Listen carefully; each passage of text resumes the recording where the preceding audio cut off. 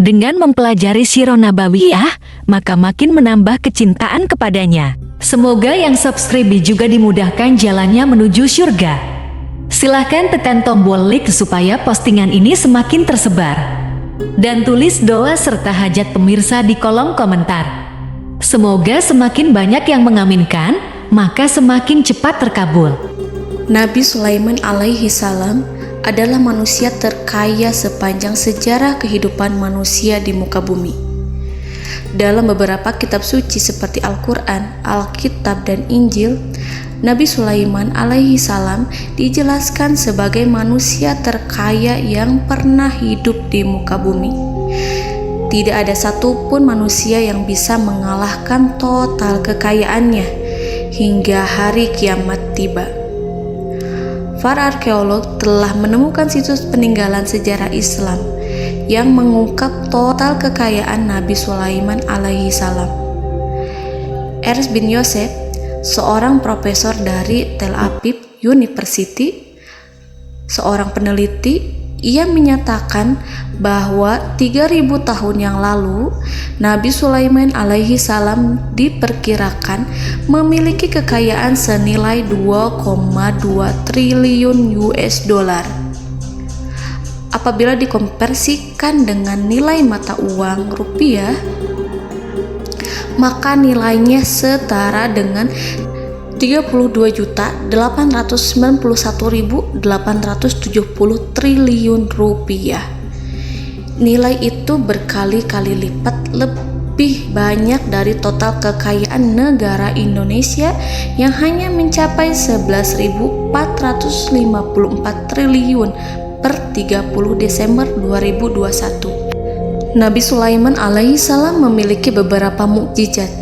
Di antaranya adalah dapat berbicara dengan bahasa binatang.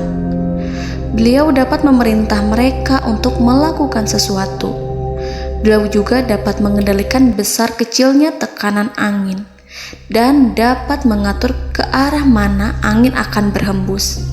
Sehingga dengan itu Nabi Sulaiman dapat memanfaatkan angin sebagai kendaraannya dan juga kendaraan tentaranya. Nabi Sulaiman juga bisa melunakkan besi dan membentuknya menjadi pakaian perang yang anti tusukan senjata tajam. Nabi Sulaiman juga memimpin para jin. Mereka tunduk dan patuh pada perintah Nabi Sulaiman alaihi salam. Tidak hanya setan, iblis laknatullah yang merupakan makhluk pembangkang dapat dibuat tunduk bertekuk lutut pada perintah-perintah Nabi Sulaiman. Nabi Sulaiman bisa melakukan teleportasi, yaitu berpindah dari suatu tempat ke tempat yang lain dalam waktu singkat. Peristiwa itu dibuktikan dengan pemindahan singgasana Ratu Balqis atas perintah Nabi Sulaiman. Nabi Sulaiman dikenal sebagai raja yang adil dan bijaksana. Nabi Sulaiman diberkahi kecerdasan yang luar biasa untuk menyatupadukan segenap kekuatan yang Allah berikan kepadanya. Ia mengelola dan membawa kerajaannya menjadi kekuatan raksasa yang tak terkalahkan di masanya dengan segenap kemampuan yang dimilikinya. Tentara Nabi Sulaiman adalah tentara terkuat di bumi tanpa ada yang menandingi. Pertanyaan mendasar yang muncul kali ini adalah dari mana sumber kekayaan dan kekuatan Nabi Sulaiman alaihi salam? Untuk mendapat jawaban dari pertanyaan itu, simak video ini sampai akhir. Sebelum itu, mari bantu channel ini terus berkembang dengan cara subscribe dan nyalakan tanda loncengnya. Berikan komentar yang positif dan berikan like serta share video ini.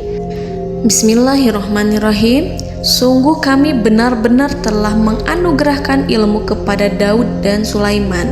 Keduanya berkata, segala puji bagi Allah yang melebihkan kami dari kebanyakan hamba-hambanya yang mukmin. Sulaiman telah mewarisi Daud dan dia berkata, wahai manusia, kami telah diajari untuk memahami bahasa burung dan kami dianugerahi segala sesuatu. Sesungguhnya, semua ini benar-benar karunia yang nyata. Quran Surat An-Naml ayat 15-16. Saudara-saudaraku yang dirahmati Allah, pada ayat di atas disebutkan bahwa Sulaiman telah mewarisi Daud. Nabi Sulaiman mewarisi Nabi Daud dalam sisi kenabian dan kekuasaan, bukan mewarisi harta, karena para nabi tidak mewariskan harta. Sebab sepeninggalan mereka, harta para nabi menjadi sedekah bagi orang-orang yang ada di sekitarnya, yaitu orang-orang fakir dan orang-orang yang membutuhkan. Dan harta para nabi tidak dikhususkan bagi kalangan keluarganya. Rasulullah Shallallahu Alaihi Wasallam bersabda, "Kami para nabi tidak mewariskan." Nabi Sulaiman mewarisi kenabian dari Nabi Daud. Ini adalah hal yang jelas. Allah telah memilihnya sebagai nabi dari Bani Israel.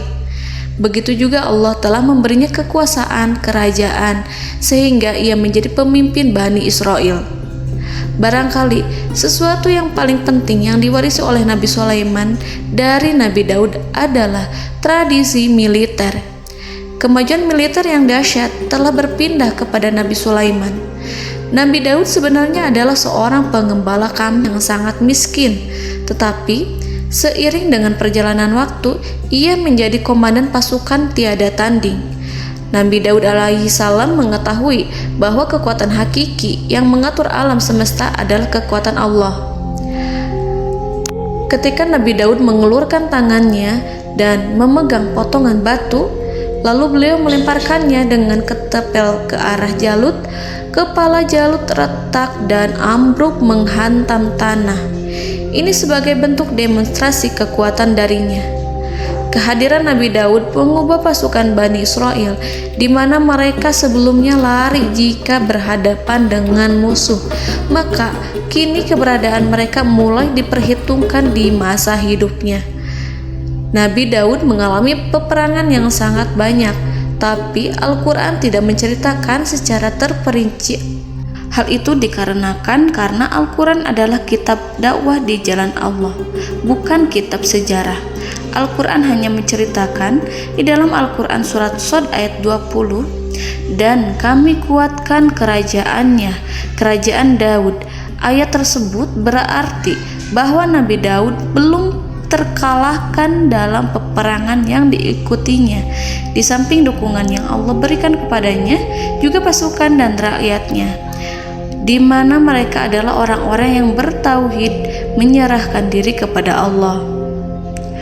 Allah Subhanahu wa Ta'ala mengajarkan kepada Nabi Daud hal-hal yang menjadikan pasukannya memiliki keistimewaan yang dengannya mereka dapat mengalahkan pasukan-pasukan lain, pasukan-pasukan besar yang ada di bumi pada saat itu. Allah Subhanahu wa Ta'ala berfirman dalam surat Saba ayat 10, "Dan kami telah melunakkan besi untuknya." Baju besi mungkin akan menjadi masalah dalam benak kita. Ketika orang-orang yang berperang, baju besi cukup mengganggu gerakan mereka. Kita bisa membayangkan ketika ada dua orang berperang, salah satu dapat bergerak bebas, sementara yang lainnya tidak leluasa bergerak karena tertahan dengan pakaiannya. Namun, dengan kekuasaan Allah, Nabi Daud dapat melunakkan besi dan membuat baju besi yang ringan, yang mudah untuk digunakan. Ini adalah kemajuan penting yang Allah berikan kepada Nabi Daud dan tentaranya. Kemajuan itu kemudian diajarkan, diwariskan dan dimiliki oleh Nabi Sulaiman alaihi salam. Nabi Sulaiman memiliki pasukan dahsyat yang melebihi pasukan manapun di bumi saat itu, atau bahkan mungkin saat ini. Bahkan Allah menambahkan karunia-Nya kepada Nabi Sulaiman yang disebutkan dalam Al-Quran surat An-Naml ayat 16. Dan Sulaiman telah mewarisi Daud, dan dia berkata, "Wahai manusia, kami telah diberi pengertian tentang suara burung, dan kami diberi segala sesuatu. Sesungguhnya ini benar-benar suatu karunia yang nyata." Saudara-saudaraku yang dirahmati Allah, pada suatu hari Nabi Sulaiman alaihi salam menengadahkan tangannya dan berdoa kepada Allah Subhanahu wa Ta'ala. Antara hati Nabi dan Allah tidak ada penghalang, tidak ada jarak, tidak ada sekatan waktu, tidak ada satupun dari para nabi yang berdoa kepada Allah kecuali doanya pasti dikabulkan. Doa Nabi Sulaiman alaihi salam direkam dalam Al-Quran surat Shad ayat 35. Nabi Sulaiman berkata, "Ya Tuhanku, ampunilah aku, anugerahkanlah kepadaku kerajaan yang tidak dimiliki oleh seorang pun sesudahku." Nabi Sulaiman menginginkan dari Allah sesuatu kerajaan yang belum pernah diperoleh oleh siapapun setelahnya. Allah Subhanahu wa Ta'ala mengabulkan doa Nabi Sulaiman dan memberinya kerajaan tersebut. Nabi Sulaiman mewarisi kekuasaan, kenabian, hikmah ilmu dari Nabi Daud alaihi salam. Orang-orang menyebut Nabi Sulaiman Al-Hakim, Sulaiman yang bijaksana. Kebijaksanaannya tidak terbatas pada keadilan di tengah-tengah manusia dan juga kasih sayangnya kepada mereka. Namun, kebijaksanaan Nabi Sulaiman juga berlaku di kalangan burung dan binatang lainnya. Nabi Daud juga mengenal bahasa burung, tetapi Nabi Sulaiman dapat berbicara dengan bahasa burung. Bahkan, ia dapat menggantikannya sebagai pembantunya ketika Nabi Daud bertasbih di gunung-gunung. Dan burung-burung serta binatang-binatang buas ikut bertasbih bersamanya. Bahkan angin pun berhenti untuk mendengarkan tasbih itu. Sedangkan Nabi Sulaiman, Allah Subhanahu wa Ta'ala memberinya karunia lebih dari itu, di mana binatang-binatang buas tunduk padanya. Begitu juga angin dan burung. Saudara-saudaraku yang dirahmati Allah, Nabi Sulaiman alaihi salam mampu mendengarkan bisikan semut yang berbicara kepada sesama mereka. Bahkan, ia mampu memerintahkan semut tersebut sehingga semut itu menjadi taat pada perintahnya. Pasukan Nabi Sulaiman memiliki kekuatan yang sangat dahsyat. Belum pernah ada di dunia ini satu pasukan pun yang memiliki kekuatan seperti itu. Kekuatan Nabi Sulaiman berasal dari beberapa kombinasi yang sangat mengagumkan, sehingga karenanya ia tidak dapat tertandingi. Kekuatan itu terdiri dari manusia, binatang-binatang, jin, dan lain sebagainya. Kita mengetahui bahwa jin adalah makhluk Allah dan manusia tidak mampu melihatnya atau menghadirkannya atau meminta pertolongan kepadanya. Sedangkan Nabi Sulaiman telah diberi Allah suatu kemampuan untuk menundukkan jin, mempekerjakan mereka sebagai tentara di tengah-tengah peperangan. Bahkan ia mampu menjadikan mereka sebagai pekerja-pekerja kasar di kerajaannya saat tidak ada peperangan. Oleh sebab itu, ketika ada pasukan lain yang mencoba melawan pasukan Nabi Sulaiman, mustahil mereka akan mendapatkan kemenangan. Bahkan pasukan Nabi Sulaiman diperkuat oleh pasukan burung. Burung di pasukan Nabi Sulaiman memerankan tugas penting, yaitu menjadi agen intelijen. Kita mengetahui bahwa peranan informasi saat peperangan adalah hal yang penting. Dari informasi tersebut, pasukan dapat mengetahui keadaan lawannya. Demikianlah peranan burung pada pasukan Sulaiman. Ia terbang di tengah-tengah musuh. Kemudian, ia kembali kepada Nabi Sulaiman untuk menyampaikan berita tentang keadaan lawannya. Di samping jin dan burung, Allah juga menundukkan angin untuk Nabi Sulaiman. Nabi Sulaiman dapat memerintahkan angin dan ia mampu untuk menaiki angin tersebut. Dalam Al-Quran surat Shad ayat 36-40, Allah Subhanahu wa Ta'ala berfirman, "Kami tundukkan kepada angin yang berhembus dengan baik menurut kemana saja yang dikehendaki Sulaiman. Dan kami tundukkan pula kepadanya setan-setan, semuanya ahli bangunan dan penyelam, dan setan yang lain yang terikat dalam belenggu. Inilah anugerah kami, maka berikanlah kepada orang lain atau tahanlah untuk dirimu tanpa perhitungan, dan sesungguhnya dia mempunyai kedudukan yang dekat pada sisi kami dan tempat kembali yang baik." Saudara-saudaraku yang dirahmati Allah, Allah Subhanahu wa Ta'ala juga memberikan kemampuan yang tak seorang pun dari para nabi mendapatkannya, yaitu kemampuan untuk memerintah setan. Setan adalah salah satu bagian dari jin. Ia adalah kelompok yang celaka dari bangsa jin. Kelompok ini sebenarnya tidak mampu dikuasai oleh manusia, bahkan jin yang soleh tidak dapat mengatur setan. Adapun Nabi Sulaiman, Allah telah memberinya kekuasaan untuk menundukkan setan dan mempekerjakannya, bahkan mengikatnya dengan rantai serta menghukumnya jika ia menentang pada perintahnya. Setan membangun untuk Sulaiman istana-istana, patung-patung dan alat-alat perang. Bahkan setan-setan itu menyelam ke dasar lautan untuk mengeluarkan permata dan yakut untuk Sulaiman. Jika di antara setan yang menentang perintahnya, maka Nabi Sulaiman alaihi salam mengikatnya dengan rantai.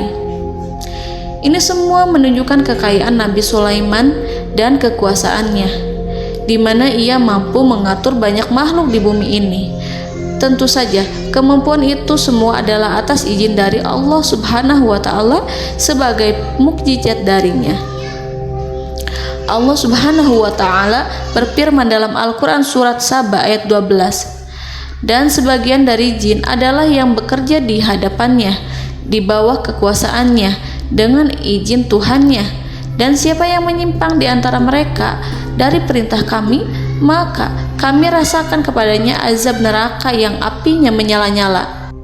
Para jin itu membuat untuk Sulaiman apa yang dikehendakinya, dari gedung-gedung yang tinggi, patung-patung, dan piring-piring yang besarnya seperti kolam, atau periuk yang tetap berada di atas tungku. Saudara-saudaraku yang dirahmati Allah, Nabi Sulaiman yang bijaksana adalah penguasa yang tak tertandingi di muka bumi.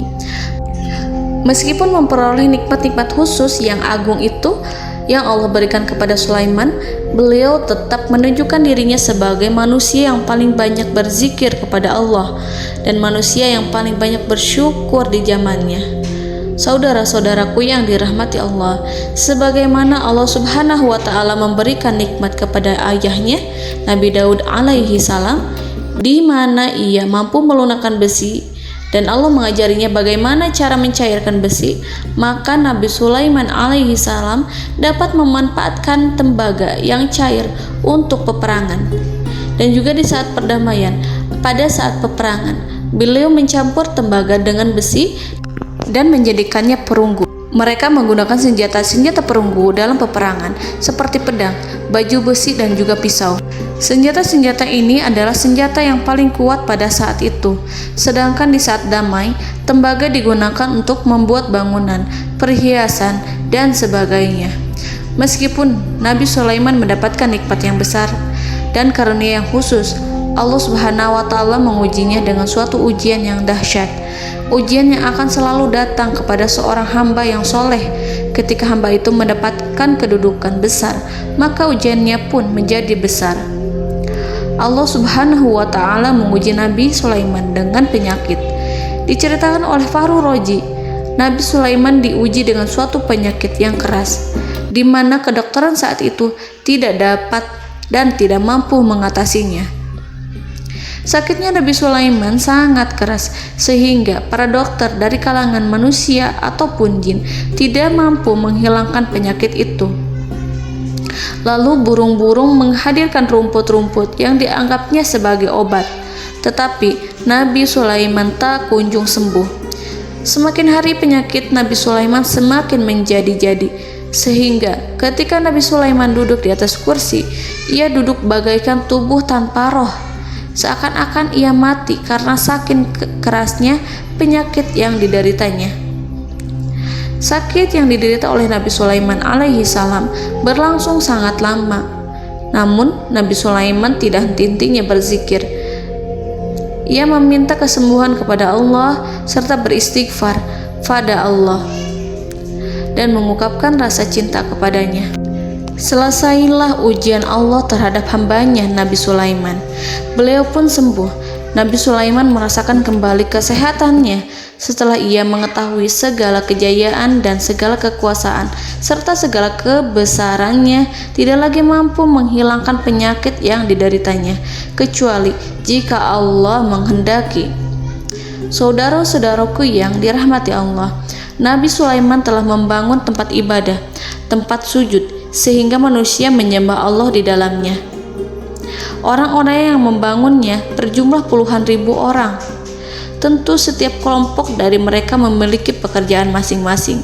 Di antara mereka ada yang mencairkan tembaga, di antara mereka ada yang tukang pahat, ada yang tukang ukir, ada yang membelah batu, ada yang memotong kayu, ada yang mendatangkan rumput-rumput dari Libanon, ada yang mendatangkan emas dan menjadikannya lempengan-lempengan yang mengkilat untuk menutupi kayu, serta untuk melapisi dinding-dinding.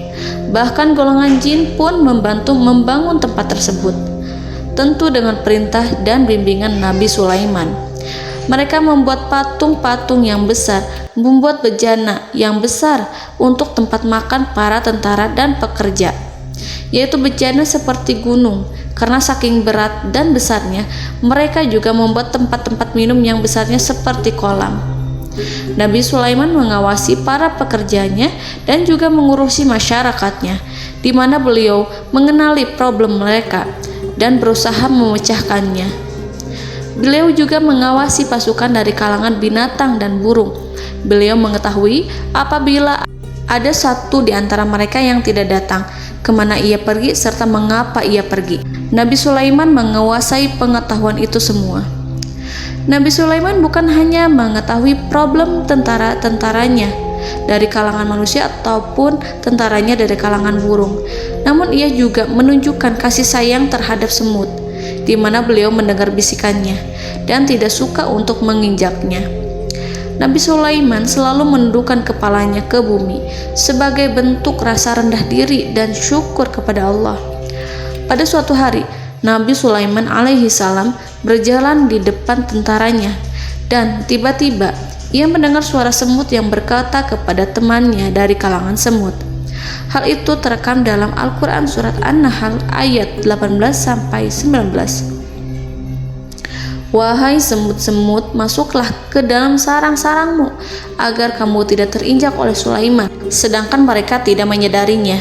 Nabi Sulaiman alaihi salam tersenyum mendengar itu dan ia berdoa, "Ya Allah, ya Tuhanku, berilah aku ilham untuk tetap mensyukuri nikmat-Mu yang telah Engkau anugerahkan kepadaku dan kepada kedua orang ibu bapakku, dan untuk mengerjakan amal soleh yang Kau ridhoi, dan masukkanlah aku ke dalam rahmat-Mu, ke dalam golongan hamba-hamba-Mu yang soleh." Saudara-saudaraku yang dirahmati Allah, meskipun Nabi Sulaiman mendapatkan kekuasaan dan memiliki tentara yang besar, namun beliau menunjukkan kasih sayang terhadap bangsa semut. Beliau mendengarkan bisikannya dan melihat semut yang ada di depannya.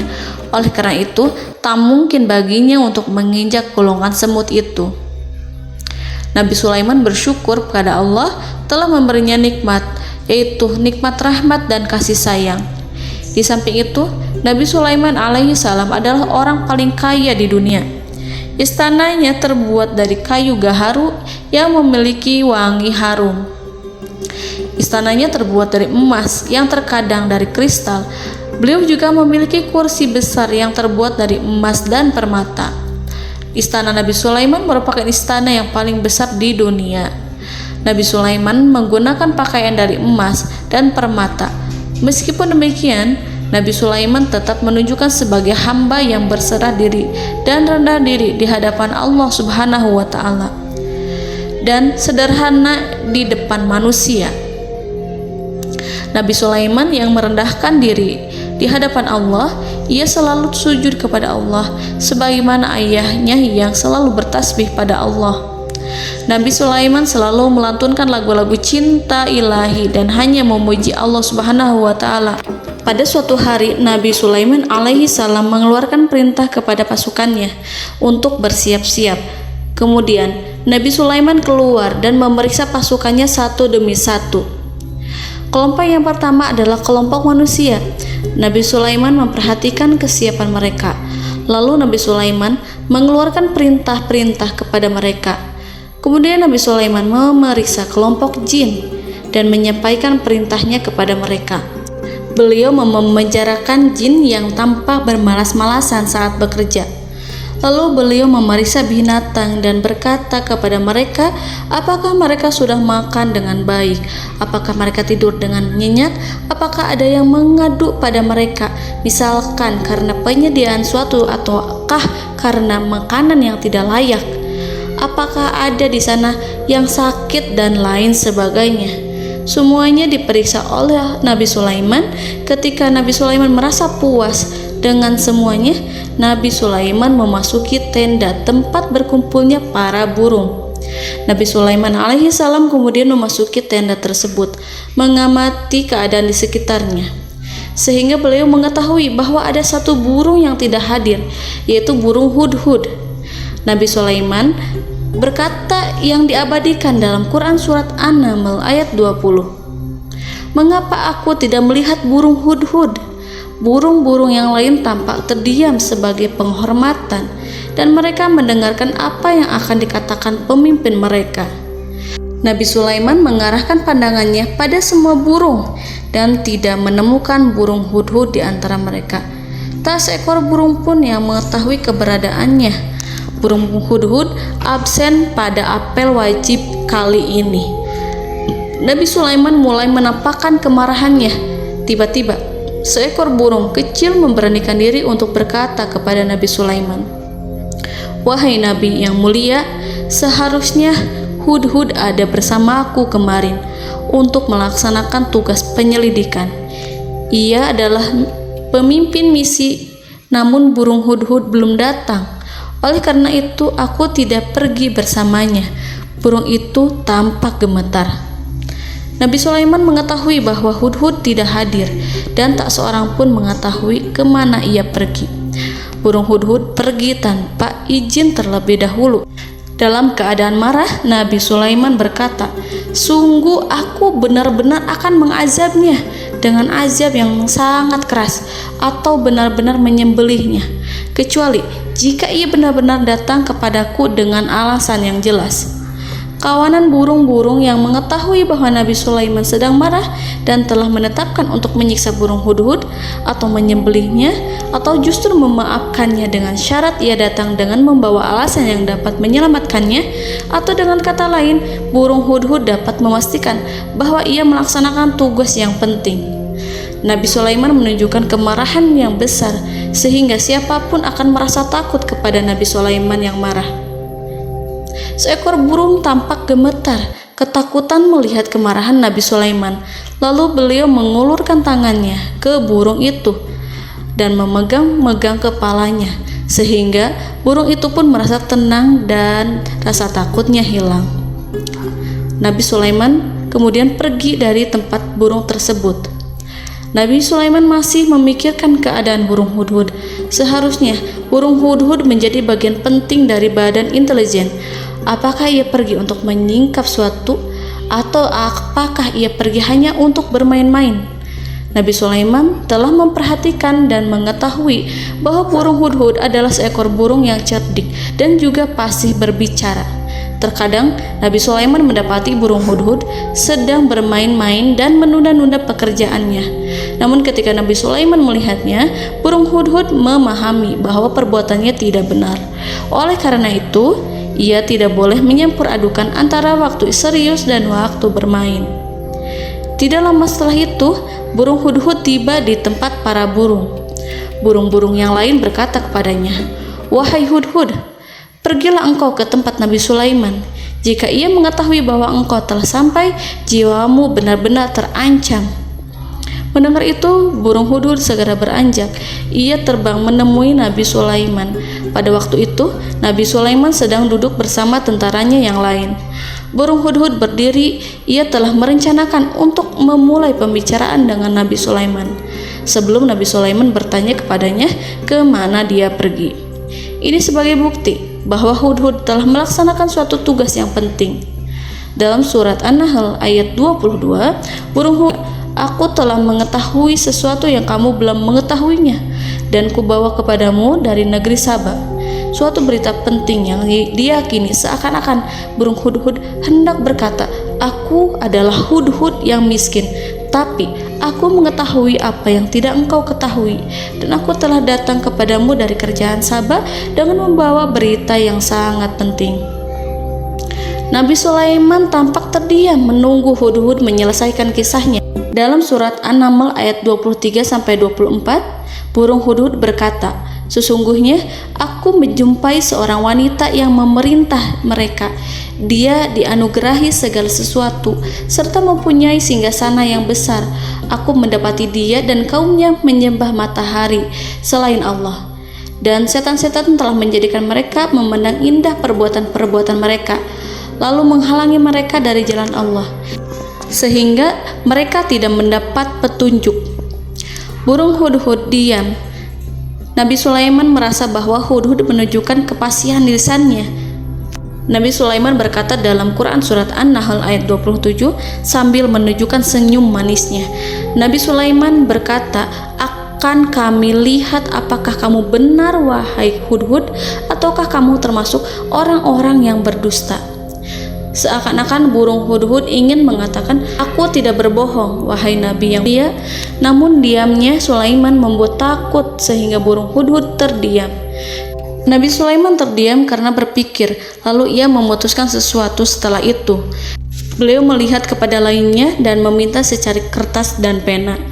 Nabi Sulaiman menulis surat yang singkat dan menyerahkan kepada Hudhud serta memerintahkan kepadanya seperti yang dikatakan dalam Quran surat An-Nahl ayat 28.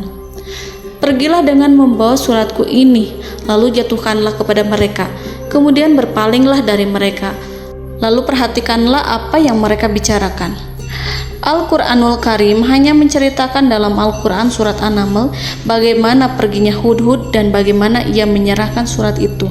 Lalu Al-Quran langsung menyebut keadaan kerajaan Balqis yang saat itu sedang membaca surat di depan para pembesar kerajaan dan para menterinya. Dalam Quran surat An-Naml ayat 29-31, berkatalah Balqis, "Wahai pembesar-pembesar, sesungguhnya telah dijatuhkan kepadaku sebuah surat yang mulia. Sesungguhnya surat ini dari Sulaiman, dan sesungguhnya isinya dengan menyebut nama Allah yang Maha Pengasih lagi Maha Penyayang, bahwa janganlah kalian berlaku sombong terhadapku dan datanglah kepadaku sebagai orang-orang yang berserah diri." Saudara-saudaraku yang dirahmati Allah, dalam surat tersebut Nabi Sulaiman menyebutkan supaya mereka menyerahkan diri dan tunduk kepada perintah Nabi Sulaiman. Nabi Sulaiman memerintahkan agar mereka meninggalkan penyembahan terhadap matahari. Nabi Sulaiman tidak mempersoalkan akidah mereka dan tidak memuaskan mereka dengan apapun. Nabi Sulaiman hanya memerintahkan bahwa ia berada di atas kebenaran. Bukankah ia didukung kekuatan yang berlandaskan keyakinan yang dimilikinya? Nabi Sulaiman hanya memerintahkan mereka agar tunduk dan patuh kepadanya. Ratu Sabak menyampaikan surat tersebut di tengah-tengah kaumnya. Dalam Quran surat An-Naml ayat 32 dijelaskan, "Dan berkatalah Balqis, wahai para pembesar, berilah aku pertimbangan dalam urusanku ini. Aku tidak pernah memutuskan sesuatu persoalan sebelum kamu berada dalam majelisku." Saudara-saudaraku yang dirahmati Allah, para pembesar istana Balqis menentang surat tersebut. Isi surat itu membangkitkan kesombongan kaum Saba, di mana mereka merasa lebih kuat. Mereka mengetahui bahwa di sana ada seorang yang mencoba menentang mereka dan mengisyaratkan peperangan kepada mereka. Lalu ia meminta kepada mereka untuk memenuhi syarat-syaratnya sebelum terjadinya peperangan dan kekalahan. Dalam surat An-Nahl ayat 33, mereka menjawab, "Kita adalah orang yang memiliki kekuatan dan juga memiliki keberanian yang sangat besar dalam peperangan, dan keputusan berada di tanganmu, wahai ratuku. Maka pertimbangkanlah apa yang akan kamu perintahkan." Saudara-saudaraku yang dirahmati Allah, para pembesar kaum Saba seakan ingin berkata, "Kita siap untuk melaksanakan perang." Tampaknya ratu itu memiliki kebijakan yang lebih baik dari pembesar kaumnya. Surat Sulaiman itu membuatnya berpikir lebih jernih dan lebih berhati-hati. Ia berusaha sebisa mungkin menghindari peperangan. ratu itu berpikir dalam tempo yang lama. Nama Sulaiman tidak diketahuinya dan ia pun belum pernah mendengarnya. Oleh karena itu, Ratu kaum Saba tidak mampu mengetahui dan mendeteksi seberapa besar kekuatan Nabi Sulaiman. Boleh jadi Nabi Sulaiman memiliki kekuatan yang dahsyat, sehingga ia mampu memerangi kekuasaannya dan mengalahkannya. Kemudian Ratu memperhatikan apa yang ada di sekelilingnya. Ia melihat kemajuan masyarakatnya dan juga kekayaannya. Barangkali ia mengira bahwa Nabi Sulaiman iri terhadap kemajuan dan kekayaannya itu, sehingga Nabi Sulaiman ingin menyerangnya. Setelah mempertimbangkan isi surat Nabi Sulaiman dengan cermat, Ratu Saba memilih untuk tidak bersikap ceroboh dan bodoh. Ratu lebih suka untuk menggunakan bahasa kelembutan. Ia mengirim kepada Nabi Sulaiman suatu hadiah yang besar. Ratu mengira bahwa Nabi Sulaiman seorang yang ambisius, yang boleh jadi ia telah mendengar tentang kekayaan kerajaan Saba. Para utusan pergi dengan membawa hadiah dari Ratu Saba. Ratu berharap agar mereka dapat memasuki kerajaan Nabi Sulaiman dan akan mengetahui kondisi kerajaannya. Saat mereka pulang, Ratu ingin mendengar secara langsung dari mereka tentang bagaimana keadaan kaum Nabi Sulaiman dan pasukannya. Setelah mendapatkan informasi yang cukup, maka Ratu Balqis dapat membuat sesuatu keputusan yang tepat.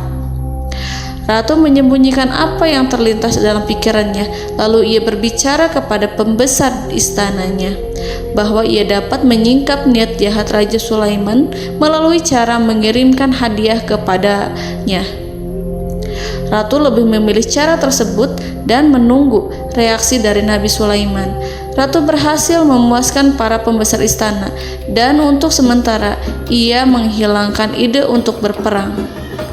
Karena para raja jika menyerang suatu desa, maka pemimpin desa tersebut adalah orang yang paling banyak mendapatkan kehinaan. Akhirnya, para pembesar kaumnya merasa puas dengan pikiran Ratu Balqis.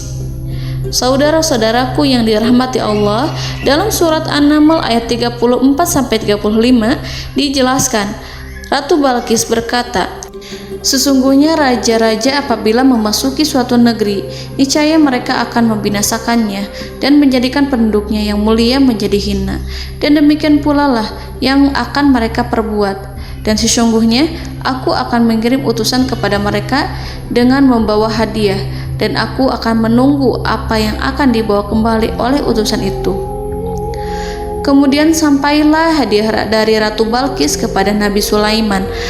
Para intelijen Nabi Sulaiman memberitahunya bahwa utusan Balqis datang dengan membawa hadiah.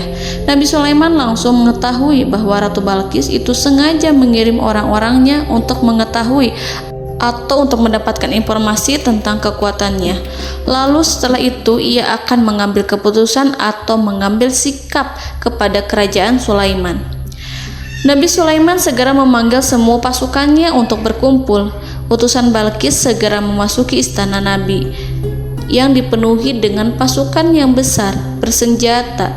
Melihat itu, utusan Ratu Balqis tercengang dan terkejut ketika mereka melihat kekayaan yang mereka bawa tidak ada apa-apanya dibandingkan dengan kerajaan Nabi Sulaiman.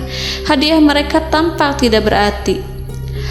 Emas yang mereka bawa tampak tidak memiliki makna saat mereka memasuki istana Nabi Sulaiman yang terbuat dari kayu-kayu pohon gaharu yang mengeluarkan bau yang harum serta dihiasi dengan emas permata. Para utusan Ratu Balqis berdiri bersama Nabi Sulaiman dan menyaksikan bagaimana Nabi Sulaiman mengendalikan pasukannya.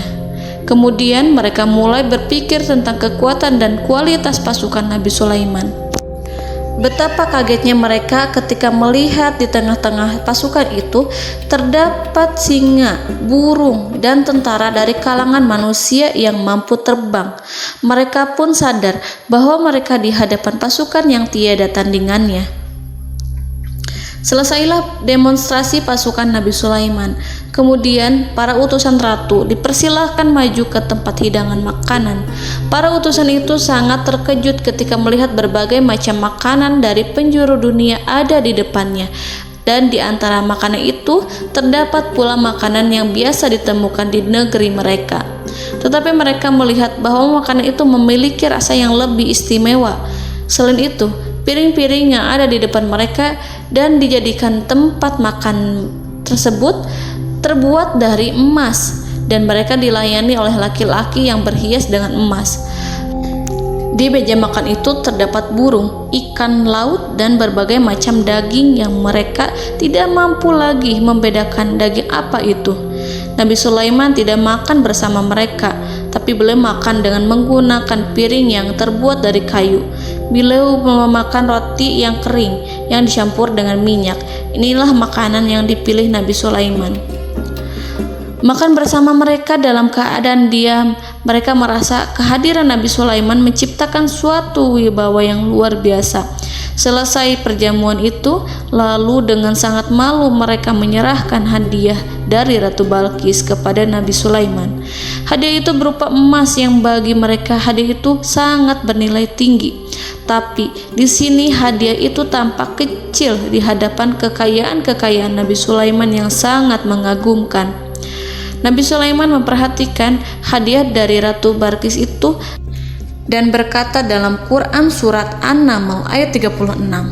Maka tatkala utusan itu sampai pada Sulaiman, Sulaiman berkata, "Apakah patut kamu menolong aku dengan harta? Maka apa yang diberikan Allah kepadaku lebih baik daripada apa yang diberikannya kepadamu. Tetapi kamu merasa bangga dengan hadiahmu." Saudara-saudaraku, Raja Sulaiman menyingkap dengan kata-katanya yang singkat itu penolakannya terhadap hadiah mereka. Ia memberitahu utusan itu bahwa ia tidak menerima hadiah tersebut.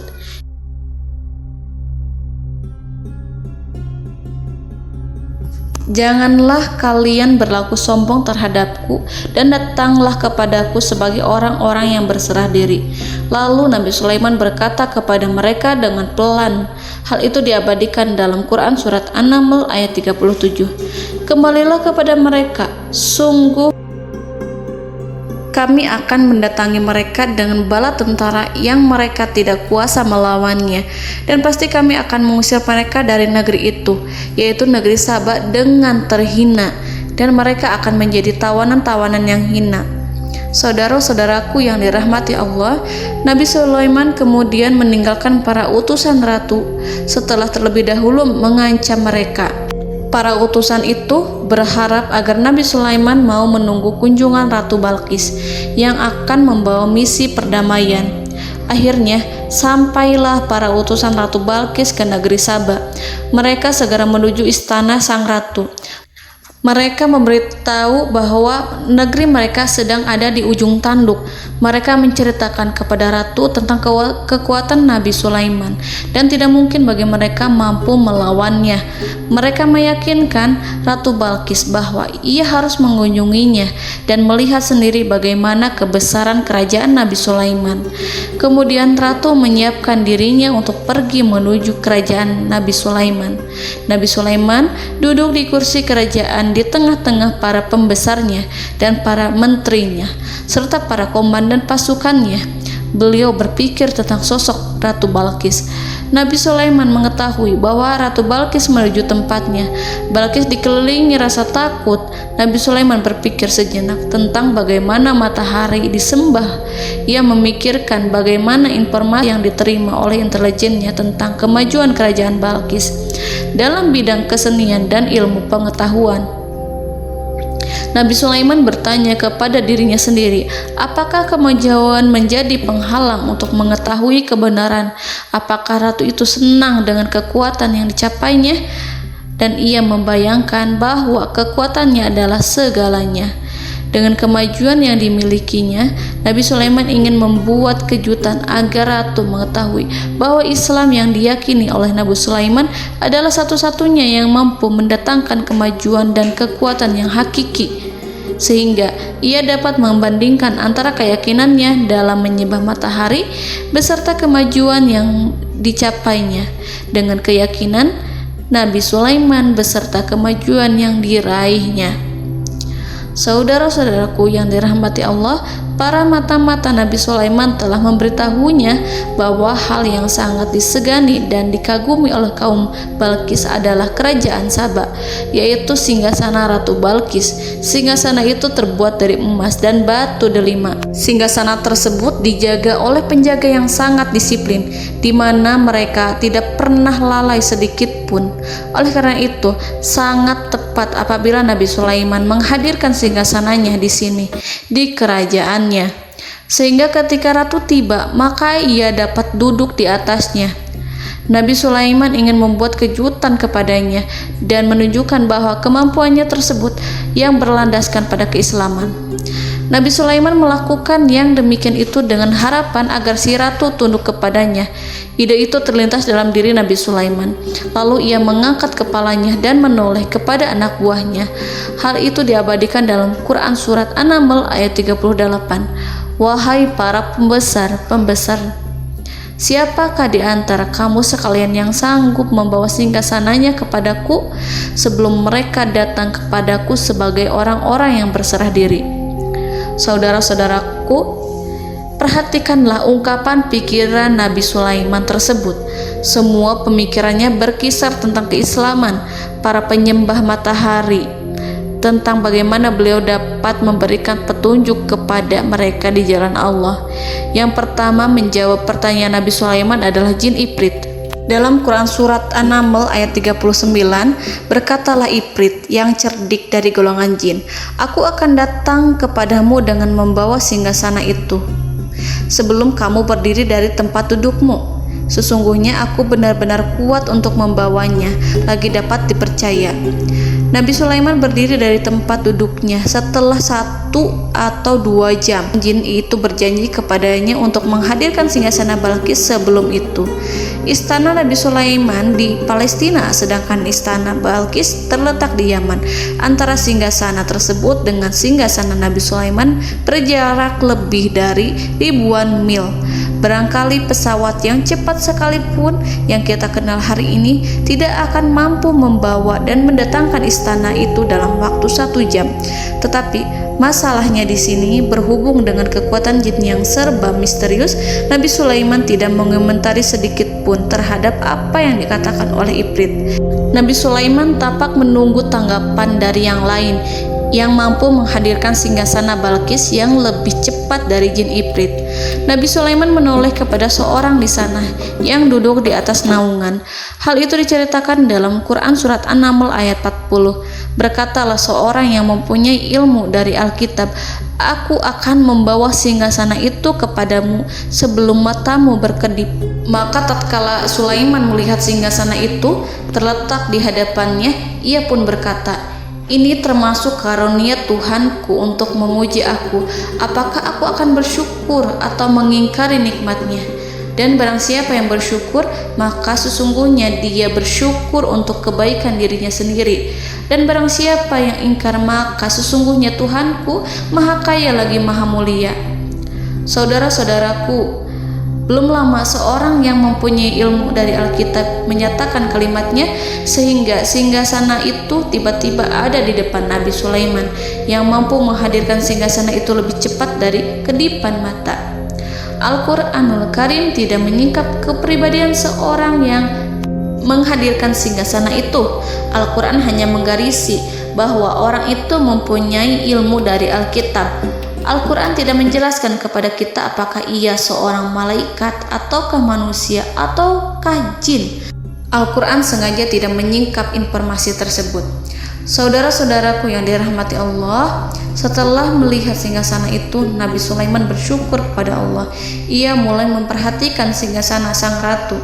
Singgasana tersebut merupakan simbol pembangunan dan juga kemajuan, tetapi tampaknya ia hanya sesuatu yang biasa saja jika dibandingkan dengan kekuasaan dan kebesaran ciptaan yang dibuat oleh manusia dan jin di kalangan istana Nabi Sulaiman. Nabi Sulaiman memikirkan dalam tempo yang lama singgasana Ratu Balkis itu. Kemudian beliau memerintahkan agar singgasana itu diperbaiki, sehingga saat Ratu Balkis datang, Nabi Sulaiman akan mengujinya apakah Ratu Balkis dapat mengenali singgasananya ataukah tidak. Dalam Al-Quran surat An-Naml ayat 41, Nabi Sulaiman berkata, "Ubahlah baginya singgasananya, maka kita akan melihat apakah dia mengenal ataukah dia termasuk orang-orang yang tidak mengenalnya." Saudara-saudaraku yang dirahmati Allah, Nabi Sulaiman memerintahkan agar dibangun istana yang akan digunakan untuk menyambut Ratu Balqis. Nabi Sulaiman memilih tempat di laut dan ia memerintahkan agar dibangun suatu istana di mana sebagian besar terdiri dari air laut. Nabi Sulaiman memerintahkan agar lantainya itu terbuat dari kaca yang tebal dan kuat sehingga orang-orang yang berjalan di atas istana itu akan dapat melihat di bawahnya ada ikan-ikan yang berwarna-warni yang berenang-renang ke sana kemari, dan mereka akan melihat rumput-rumput laut yang bergerak-gerak. Akhirnya selesailah pembangunan istana itu. Saking bersihnya kaca lantainya sehingga tampak di sana tidak ada kaca.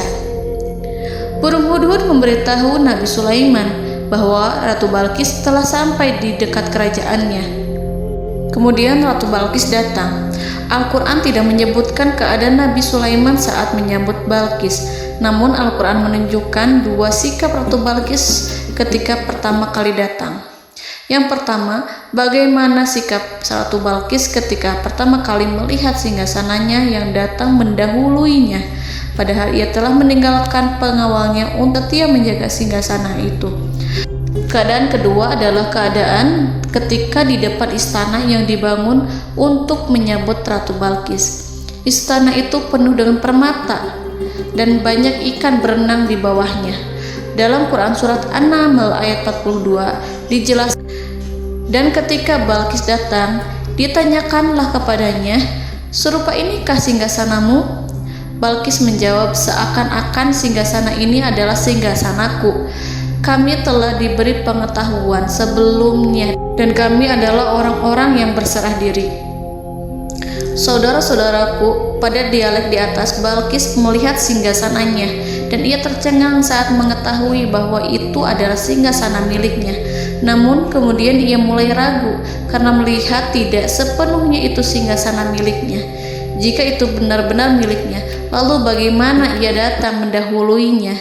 Dan bila bukan singgasananya, maka bagaimana Sulaiman dapat meniru sepersis dan seteliti itu? Padahal Sulaiman tidak pernah sekalipun ke kerajaannya. Nabi Sulaiman berkata saat melihat Balqis mengamati singgasananya, "Apakah ini singgasanamu?" Balqis terlihat sangat kebingungan, namun setelah itu ia menjawab, "Sepertinya benar." Nabi Sulaiman berkata, "Kami telah diberi ilmu sebelumnya dan kami sebagai orang-orang muslim." Saudaraku yang dirahmati Allah, melalui pertanyaan Nabi Sulaiman ingin mengisyaratkan kepada Balqis agar ia membandingkan antara keyakinannya beserta ilmu yang dicapainya dengan keyakinan Nabi Sulaiman yang muslim beserta pengetahuan yang telah diraihnya. Penyembahan terhadap matahari dan pencapaian ilmu yang dicapai oleh Ratu Balqis tanpa tidak ada apa-apanya dibandingkan dengan ilmu Nabi Sulaiman dan keislamannya. Nabi Sulaiman telah mendahuluinya dalam bidang ilmu karena keislamannya. Karena itu, sangat mudah baginya untuk mengungguli Balqis dalam ilmu-ilmu yang lainnya. Demikianlah yang disyaratkan dalam pertanyaan Nabi Sulaiman kepada Ratu Balqis. Ratu Saba itu mengetahui bahwa ini adalah singgasananya, di mana singgasana itu datang lebih dahulu daripada dirinya. Beberapa bagian darinya telah diubah saat Balqis masih di perjalanan menuju ke tempat Nabi Sulaiman. Ia berpikir kemampuan apa yang dimiliki Nabi Sulaiman. Ratu Balqis tercengang melihat apa yang disaksikannya yang berupa buah dari keimanan Nabi Sulaiman dan hubungannya dengan Allah Subhanahu wa Ta'ala. Sebagaimana Balqis juga tercengang ketika melihat kemajuan di bidang ilmu pembangunan, seni, dan ilmu-ilmu yang lainnya. Maka ia tidak lebih kagum lagi saat melihat hubungan yang kuat antara keislaman Nabi Sulaiman dengan ilmunya, serta kemajuan yang diraihnya. Dalam Al-Quran Surat An-Naml ayat 43 dijelaskan, dan apa yang disembahnya selama ini selain Allah mencegahnya untuk melahirkan keislamannya, karena sesungguhnya ia terdahulu termasuk orang-orang yang kafir. Saudara-saudaraku yang dirahmati Allah, berguncanglah dalam benak Balqis ribuan hal ketika melihat keyakinan kaumnya runtuh di hadapan Nabi Sulaiman. Ia menyadari matahari yang disembahnya hanya merupakan ciptaan Allah, dan Allah lah yang menggerakkannya untuk hamba-hambanya. Lalu terbitlah matahari kebenaran dalam dirinya. Hatinya diterangi oleh cahaya baru yang tidak akan tenggelam seperti tenggelamnya matahari. Masa keislamannya hanya menunggu waktu. Ratu Balqis memilih waktu yang tepat untuk mengumumkan keislamannya.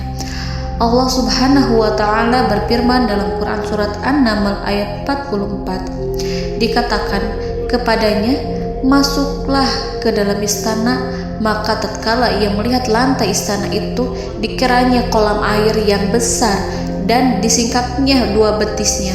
Berkatalah Sulaiman, sesungguhnya ia adalah istana licin yang terbuat dari kaca. Berkatalah Balqis, wahai Tuhanku, sesungguhnya aku telah berbuat zalim terhadap diriku, dan aku berserah diri bersama Sulaiman kepada Allah Tuhan semesta alam. Saudara-saudaraku yang dirahmati Allah, dikatakan kepada Balqis, masuklah ke dalam istana. Ketika ia masuk, maka ia tidak menyaksikan adanya kaca, tetapi ia melihat air, sehingga ia mengira akan bersinggungan dengan air. Lalu ia menyingkapkan sedikit bajunya agar bajunya itu tidak basah. Nabi Sulaiman mengingatkannya tanpa melihatnya agar ia tidak khawatir terhadap pakaiannya, karena pakaiannya tidak akan basah sebab di sana tidak ada air. Itu sekedar kaca yang halus, yang saking halusnya sehingga ia tidak tampak. Pada kesempatan itulah Balqis mengumumkan keislamannya yang mengakui kelalimannya, dan ia menyatakan menyerahkan diri kepada Nabi Sulaiman dan kepada Allah Tuhan semesta alam. Lalu kaumnya pun mengikutinya dan mereka memeluk Islam. Balqis menyadari ia berhadapan dengan penguasa yang terbesar di bumi dan Nabi Allah yang mulia. Untuk pertama kalinya, wajah Sulaiman tampak dihiasi dengan senyuman yang menunjukkan kepuasannya sejak Balqis mengunjunginya. Demikianlah Nabi Sulaiman mewujudkan kejayaannya yang hakiki dan menyebarkan cahaya Islam di muka bumi. Saudara-saudaraku, Al-Quran tidak menyebutkan kisah Balqis setelah keislamannya. Para ahli tafsir mengatakan bahwa ia menikah dengan Nabi Sulaiman. Selain itu, ada yang mengatakan bahwa ia menikah dengan salah satu orang dekat Nabi Sulaiman. Ada juga yang mengatakan bahwa sebagian Raja Habasyah adalah keturunan dari buah perkawinan ini. Wallahu a'lam bishawab. Saudara-saudaraku yang dirahmati Allah, Nabi Sulaiman hidup di tengah-tengah kejayaan dan kemuliaan di bumi. Kemudian Allah menetapkan kematian untuknya, sebagaimana kehidupan Sulaiman berada di puncak kemuliaan dan kejayaan yang penuh dengan keajaiban yang luar biasa. Maka kematiannya pun merupakan tanda-tanda kebesaran Allah yang penuh dengan keajaiban. Demikianlah bahwa kematiannya sesuai dengan kehidupannya, sesuai dengan kejayaannya. Allah berfirman tentang kematian Sulaiman di dalam Al-Quran Surat Saba ayat 14. Maka tatkala kami telah menetapkan kematian Nabi Sulaiman, tidak ada yang menunjukkan kepada mereka kematiannya itu kecuali rayap yang memakan tongkatnya. Maka tatkala ia telah tersungkur, tahulah jin bahwa kalau sekiranya mereka mengetahui yang gaib, tentulah mereka tidak akan tetap dalam siksa yang menghinakan. Saudara-saudaraku, kemampuan Nabi Sulaiman untuk menundukkan jin dan mempekerjakan mereka serta hubungan mereka dengan semua itu menimbulkan fitnah di tengah-tengah manusia dalam hal tertentu. Kematian Nabi Sulaiman merupakan batasan jawaban terhadap fitnah ini. Kami tidak mengetahui siapa yang mengklaim bahwa jin mengetahui hal yang gaib. Apakah itu setan yang terkutuk, atau jin yang bodoh, atau manusia yang tertipu? Kami tidak mengetahui siapa yang bertanggung jawab terhadap tersebarnya isu yang keliru ini. Yang kita ketahui adalah bahwa hal tersebut adalah mempengaruhi sebagian manusia dan jin.